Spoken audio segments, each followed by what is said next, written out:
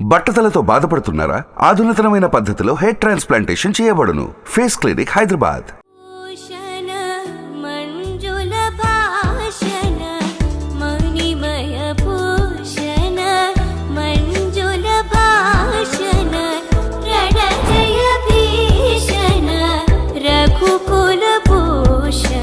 నమస్కారం, welcome to Suman TV. పరమ పావనుడు, మర్యాద పురుషోత్తముడైన శ్రీరామచంద్రుడు అరణ్యవాసం సమయంలో సీతాదేవి లక్ష్మణుడితో కలిసి నివసించినటువంటి ప్రదేశమే పర్ణశాల. భద్రాచలంలో ఉన్నటువంటి ఈ ప్రదేశం అత్యంత పుణ్యం పావనం అనే చెప్పుకోవాలి. ప్రత్యేకించి భద్రాద్రి ఆలయానికి 35 కిలోమీటర్లో ఈ పంచవటి పర్ణశాల ఉందండి. ప్రస్తుతం నేను అదే ప్రాంతంలో ఉన్నాను. ఇక్కడి నుంచి అంటే 35 కిలోమీటర్ల వరకు వచ్చి ఇక్కడి నుంచి మనం 1 కిలోమీటర్ లోపలికి వెళ్తే డైరెక్ట్ పర్ణశాల దగ్గరికి వెళ్ళొచ్చు. అక్కడ ఎన్నో ఘట్టాలని, రామాయణంలో చోటు చేసుకున్నటువంటి కొన్ని కీలక ఘట్టాలు, అంటే అరణ్యవాసం సమయంలో చివరి 3 సంవత్సరాల్లో కొన్ని రోజుల పాటు రాముల వారు ఇక్కడే నివసించారు. ఒక కుటీరం ఏర్పాటు చేసుకుని చెప్తారు. ఇక్కడ చాలా చాలా వింతలు, విశేషాలు కూడా ఉంటాయి. అవన్నీ కూడా ఇవాల్టి కార్యక్రమంలో నేను మీకు చూపిస్తాను. పదండి, ఇంకా ఆలస్యం ఎందుకు, వెళ్దాం. పర్ణశాలకు మనం వెళ్తూ ఉంటే ముందుగా ఎడం పక్కగా ఒక దారి మనకు కనపడుతుందండి. సీతమ్మ చీరకు దారి అని ఉంటుంది.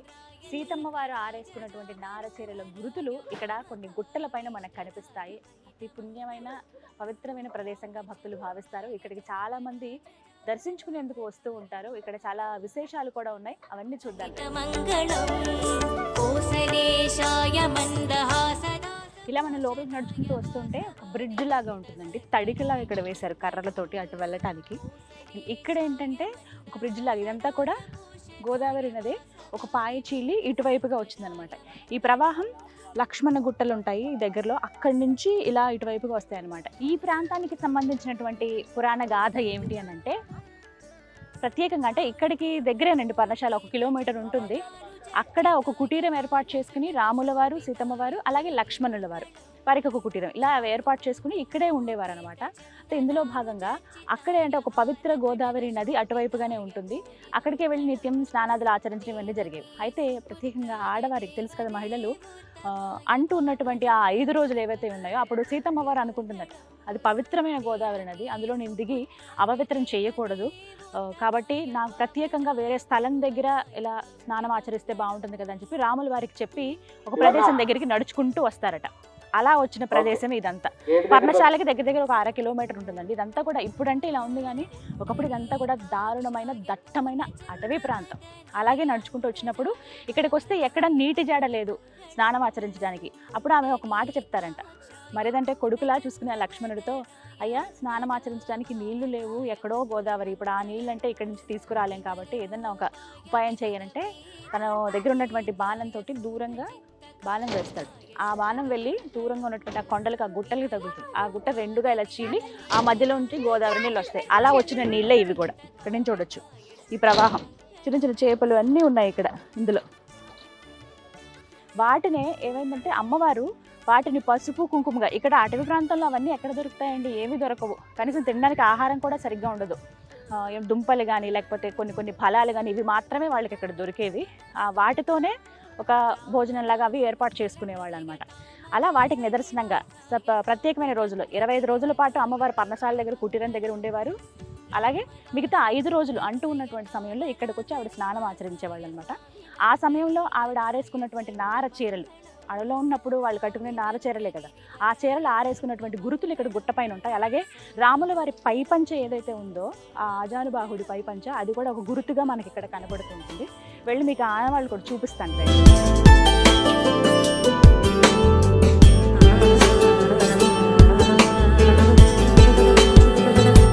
ఇక్కడ చూస్తున్నారు కదా, ఇదే అమ్మవారు ఆరేసుకున్నటువంటి నార చీర. మొత్తంగా ఈ చీర అక్కడి నుంచి ఆ కొండ, ఆ గుట్ట చివరి వరకు చూస్తే అక్షరాల 20 గజాల చీర అండి. మామూలుగా ఇప్పుడు మహిళలు కట్టుకునే చీర ఏంటంటే 6 గజాలు మాత్రమే ఉంటుంది సాధారణంగా చీరలు అనేవి, కానీ అమ్మవారివి 20 గజాలంట. ఆవిడ కట్టు తీరే చాలా ప్రత్యేకంగా ఉంటుంది కదా, ఇలా కుర్చీలు వచ్చి ఇలా మధ్యలోంచి ఇలా వేసి, కొంగు కూడా చాలా పెద్దగా, అంటే అప్పటి కట్టు తీర అలాగే ఉండేది, అలాగే కట్టుకునేవాళ్ళు కూడా. అందుకు 20 గజాల చీర ఉండేది అమ్మవారికి. దానికి గుర్తుగా ఇదనమాట, ఇక్కడి నుంచి ఆ చివరి వరకు చూడొచ్చు. ఇంకొకటి ఏంటంటే రంగురంగులు ఆ అచ్చు ఎలా పడిందో చూడండి. మొత్తం ఇదంతా కూడా కలర్స్. ఒకవేళ కొండ అయితే కనుక అన్ని కొండలు అలాగే ఉండాలి, ఒకే రంగులో ఉండాలి. కానీ ఎక్కడైతే ఆవిడ ఆరేసుకున్నారో అక్కడ మాత్రమే కలర్స్ మారింది. చూసారా, ఇది 5 రంగులతో ఉంటుంది, పంచవర్ణం 5 రంగులుగా ఉన్నటువంటి చీర అనమాట ఆవిడది. అది ఆ అచ్చు అంటే ఇన్ని దగ్గర అరణ్యవాసం సమయంలో ప్రత్యేకించి అంటే వనవాసం సమయంలో ప్రత్యేకంగా ఒక 3 సంవత్సరాల పాటు ఇక్కడే ఉన్నారు వాళ్ళు. ఆ 3 సంవత్సరాలు ఆరేసుకున్న చీర గురుతు అలా పడింది. ఏదన్నా ఒక వస్తువుది అదే మాదిరిగా ప్రతినిత్యం మనం ఉంచుతూ ఉంటే కొన్నేళ్ల పాటు అచ్చు అలా పడుతుంది కదా, అదే విధంగా అది ఇన్ని సంవత్సరాల తర్వాత కూడా మనం చూడగలుగుతున్నాం అంటే నిజంగా అది మన అదృష్టం. ఇదంతా కూడా అమ్మవారి చీర గురుతు అనమాట అక్కడి దాకా. ఇది ఇక్కడ ఇంకొక విశేషం కూడా చూపిస్తాను రండి. ఇదేంటో తెలుసా, వాముగుంట. సీతమ్మ వారు రాముల వారు ఇక్కడ కూర్చున్నప్పుడు కాలక్షేపానికి ఇక్కడ ఈ వాముగుంటలో ఆడుకునేవాళ్ళంట. ఇక్కడ మొత్తం 10 గుంటల్లాగా ఉండేవి. కాలక్రమేణా అవన్నీ అలా మూసుకుపోయి ఒక 3 గుంటలు మాత్రమే మనకు దర్శనమిస్తున్నాయి. అమ్మవారు అయ్యవారు కాలక్షేపానికి సరదాగా ఆడుకునేవాళ్ళు. మామూలుగా చింతపిక్కల ఆటలు ఇలా ఉంటాయి కదా, ఇవి వాముగుంట అనమాట. వాళ్ళిద్దరూ కూర్చుని ఆడుకునేటువంటి స్థలం ఇది. ఇక్కడే దాదాపుగా ఎక్కువసేపు ఇక్కడే గడిపారు అని చెప్పడానికి ఇవన్నీ కూడా ఆనవాళ్ళు అనమాట. అందుకే ఇక్కడ కొంచెం పూజ చేయటం, పసుపు కుంకుమ వేయటం, భక్తులందరూ రావడం, దక్షిణ వేయటం, ఈ పూలమాలతో అలంకరించడం ఒక గుర్తుగా ఇక్కడ ఉంచారనమాట. ఇలా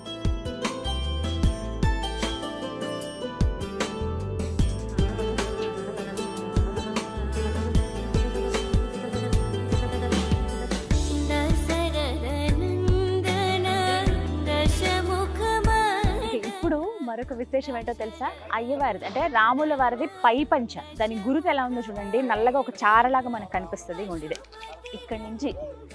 ఇక్కడి నుంచి ఆ కొండ చివరి వరకు ఉంటుంది అది. అంటే ఇది రాముల వారిది అని చెప్పడానికి గుర్తుగా ఇక్కడ పూజాది కార్యక్రమాలు. పర్ణశాలలో ఉండే అయ్యగారులు ఎవరైతే ఉంటారో ప్రతినిత్యం వాళ్ళు ఉదయం పూట ఇక్కడికి వచ్చి పూజాది కార్యక్రమాలు చేసి వెళ్తారు. ప్రతినిత్యం ఇక్కడ పూజలు జరుగుతాయి. వారు ఆరేసుకున్నటువంటి పై పంచ అనమాట ఇది. స్వామి ఆయన ఎంత 7 అడుగులు ఉండేవాడు రామయ్య, ఆజానుబాహుడు అని చెప్పారు కదా, ఆయన పై పంచే 40 గజాలు ఉండేదట. ఇక్కడ నుంచి చూడండి ఆ చివరి వరకు ఒకటే వరుసలో నల్లటి చారలాగా మనకు కనిపిస్తుంది. అంటే ఆరేసినటువంటి ఆ అచ్చు ఈ కొండల పైన, ఈ గుట్ట పైన పడింది అనమాట. చూడొచ్చు ఇక్కడి నుంచి అక్కడ.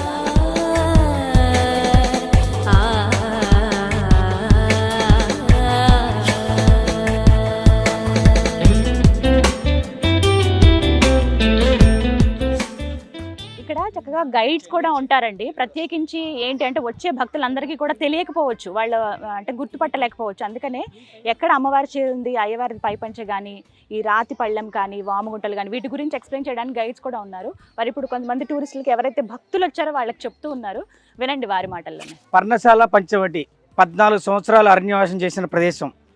లాస్ట్ 3 ఇయర్స్ ఇక్కడ స్వామివారు నివసించారనమాట. మీరు ఇప్పుడు పర్ణశాల దర్శనం చేసుకున్నారమ్మా.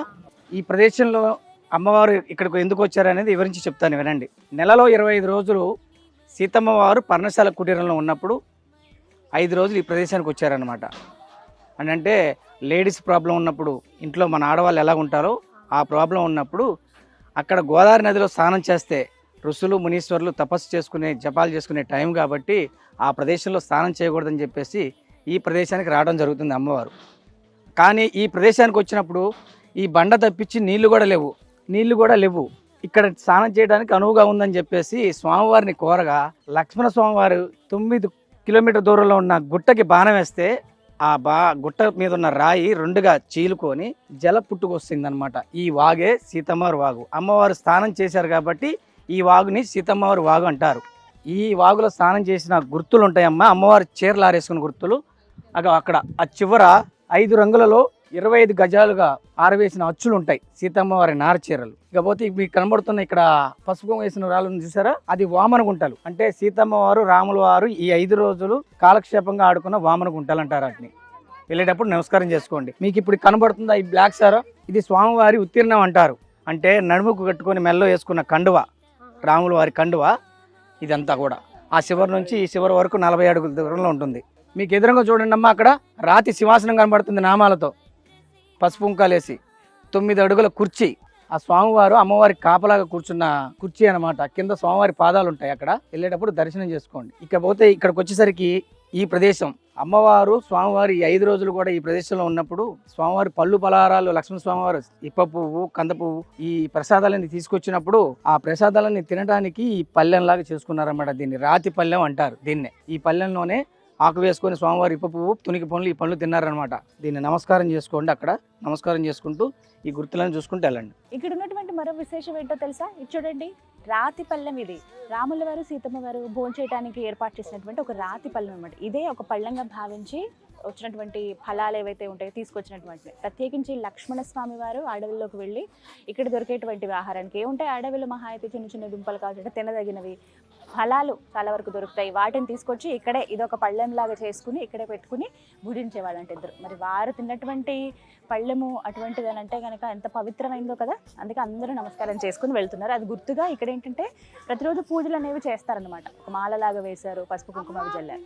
ఇక్కడ ఇంకొక విశేషం ఏంటంటే పసుపు కుంకుమ రాళ్ళని ఇక్కడ ఇస్తారండి, తెచ్చుకోండి, చాలా మంచిది. ఆ సీతమ్మ వారే తన 5వ తనం 10 కాలాల పాటు ఉండాలంటూ అనుకుని చక్కగా ఈ వీటితోనే రంగరించుకునేదంట ఆవిడ.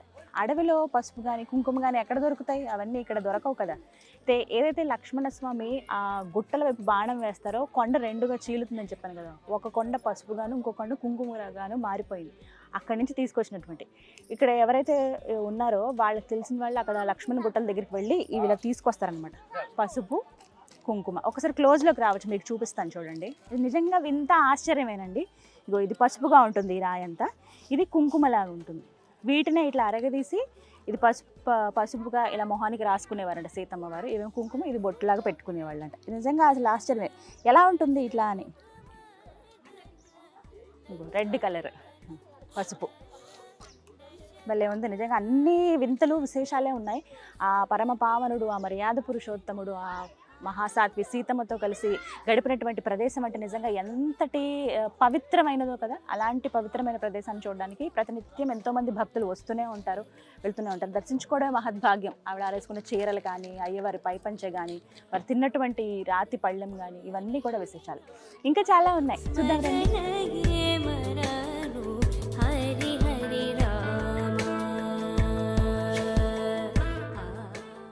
అసలు రామ రావణ యుద్ధం జరగడానికి బీజం పడినటువంటి ఘట్టం ఏదైతే జరిగిందో ఆ ప్రదేశానికి ఇప్పుడు నేను మిమ్మల్ని తీసుకువెళ్ళబోతున్నాను. అక్కడికి మనం వెళ్ళాలంటే ఈ చిన్ని వాగిలా దాటుకుంటూ వెళ్ళాల్సిందే.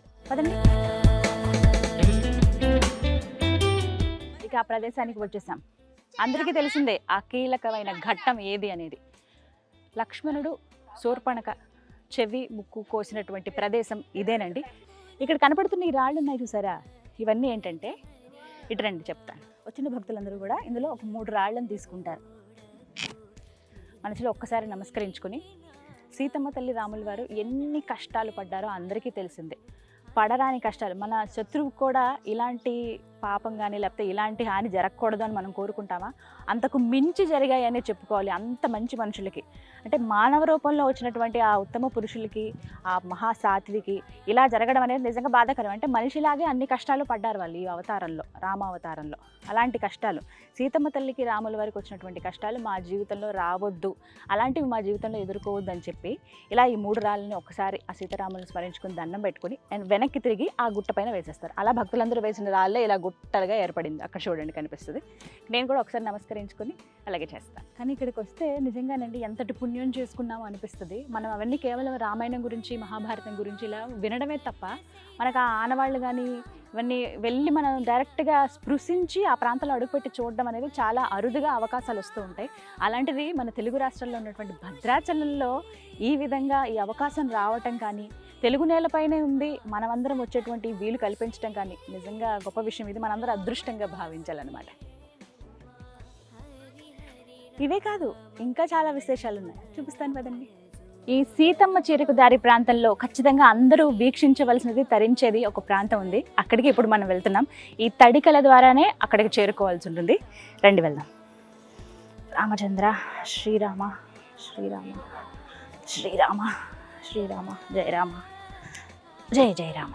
చిన్న చిన్న చేపలు మొత్తం అన్ని భలే ఉన్నాయి ఇక్కడ. చిన్న చిన్న ఫిషెస్ హాయిగా తిరుగుతున్నాయి అవి. ఇదే ప్రాంతంలో అమ్మవారు ప్రత్యేకంగా పూజలు అవి చేసుకునేవాళ్ళు. కొంతసేపు ఆవిడ సమయం గడిపి ఇక్కడ కూర్చునేవాళ్ళు అనమాట. ఆవిడ అక్కడ కూర్చున్నప్పుడు, ఆమె ప్రత్యేకంగా ఉన్నప్పుడు, స్నానం అవి ఆచరించేటప్పుడు, అటవీ ప్రాంతం కదా, అయ్యవారు అంటే వారి భర్త కాబట్టి ఆయన కాపలాగా కూర్చునేవారట.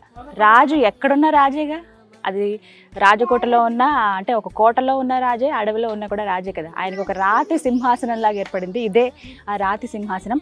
ఇక్కడే అయ్యవారు కూర్చునేవాళ్ళు. ఆయన పాదాల గుర్తులు ఇక్కడ మనం చూడొచ్చండి. ఇవే స్వామివారి పాదాలు. రామచంద్ర జయ శ్రీరామ్. ఎంత పెద్ద పాదాలో స్వామి అయితే 7 అడుగులు కదా ఆయన ఆజానుబాహుడు. ఇంత ఉంది ఒక్కొక్క పాదం. రామచంద్ర. ఇక్కడ ఒక సింహాసనం లాగా ఉంది, రాతి సింహాసనం, ఆయన కూర్చున్నటువంటిది అనమాట. భక్తులందరూ కూడా వచ్చి ఇక్కడ ఉదయం సాయంత్రం కూడా పర్ణశాలకు సంబంధించిన వ్యక్తులు ఎవరైతే ఉంటారో పూజారులు వాళ్ళు వచ్చి పూజలు చేస్తారు. భక్తులు ఎవరు వచ్చినా కూడా ఇక్కడ ఇలా పసుపు కుంకుమ వేసి దండం పెట్టుకుని వెళ్తారనమాట. రామచంద్ర. ఇలా ఈ మార్గం ద్వారా అటు బయటకు వెళ్ళిపోవచ్చు. గో సీతమ్మ తల్లి కూర్చున్నటువంటి ప్రదేశం అనమాట ఇది. ఈ చిన్ని గుట్ట పైన అమ్మవారు కూర్చునే వాళ్ళు, అక్కడ రాతి సింహాసనం మీద రాముల వారు కూర్చునేవాళ్ళు అనమాట. సీతమ్మ ఎంత చక్కగా అంత సుకుమారంగా ఉంటుందో తెలుసా. ఆవిడ భర్తతో పాటు నేను ఆయన వెంటే అంటూ వచ్చేసింది. అడవుల పాలైపోయింది. అయినా సంతోషంగా జీవించింది. కానీ ఆమె కష్టాలు ఎవరికి రావద్దనే కదా కోరుకుంటాం. ఆ మహాసాధువుని చూసి మనం ఎన్నో నేర్చుకోవాలి. చక్కగా ఉంది చూడు.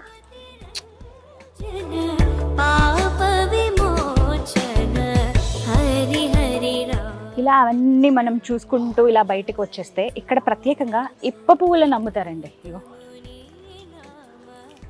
కొంచెం కొండలు గుట్టలు ఉన్న ప్లేస్ కదా, మనం జాగ్రత్తగా చూసుకుంటూ నడుచుకుంటూ వెళ్ళాలి. ఇగో వీళ్ళందరూ ఉసిరికాయలు, శనగలు, రేగి వడియాలు, పసుపు కుంకుమ అని. ఇప్ప పువ్వులు ఇక్కడ చాలా చాలా ఫేమస్ అట. ఇక్కడ ప్రత్యేకించి అమ్ముతారు. 365 days ఇక్కడ ఇవి దొరుకుతాయండి. మనకు వేరే ప్రాంతాల్లో మనం చూడం, కానీ పర్ణశాల దగ్గర ప్రత్యేకించి ఇక్కడ సీతమ్మ చెరువు దగ్గర ఎక్కువగా ఇవి అమ్ముతూ ఉంటారు. సీతమ్మ వారికి చాలా చాలా ఇష్టం అంట అవి. లక్ష్మణ్ వారు ఎప్పుడన్నా ఇలా పలహారాలు అవి తీసుకొస్తా ఉన్నప్పుడు ఇప్పు పువ్వులు తీసుకురండి అని మరీ చెప్పేవాళ్ళంట ఆవిడ. అంత ఇష్టం అంట ఇప్పు పువ్వులు. ఒకటి ఇక్కడ దొరికేటువంటి కొన్ని పళ్ళు, ప్రత్యేకంగా ఇక్కడే దొరికేటువంటి కొన్ని ఫలాలు ఏవైతే ఉన్నాయో అవంటే చాలా ఇష్టం అంట సీతమ్మ వారికి. నేను ఎప్పుడూ టేస్ట్ చూడలేదు, ఒకసారి చూద్దాం, కొనుక్కుందాం. ఎంతమ్మా ఇవి? 20 రూపాయలు. అదా పుట్టిగా తింటారా ఇట్లా? కాదంటే వీటితో ఇంకేమైనా చేస్తారా? ఏమైనా చేస్తారా వీటితో? కుడుములా? ఆహా. ఇవి ఎక్కడ దొరుకుతాయి? అవునా? మీరు అడవుల్లోకి వెళ్ళి తీసుకుని వస్తారా?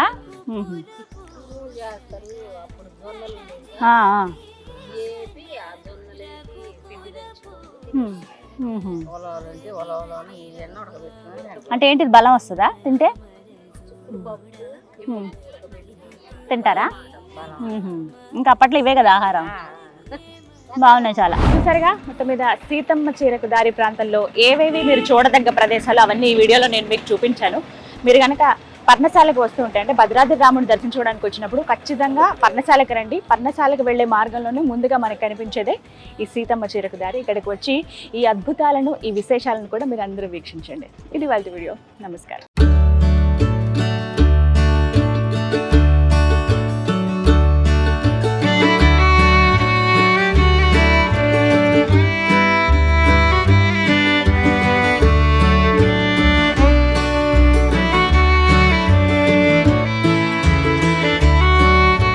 సుమన్ టీవీలో మీ పర్సనల్ అండ్ బిజినెస్ ప్రమోషన్స్ కోసం కింది నెంబర్కి కాంటాక్ట్ చేయండి.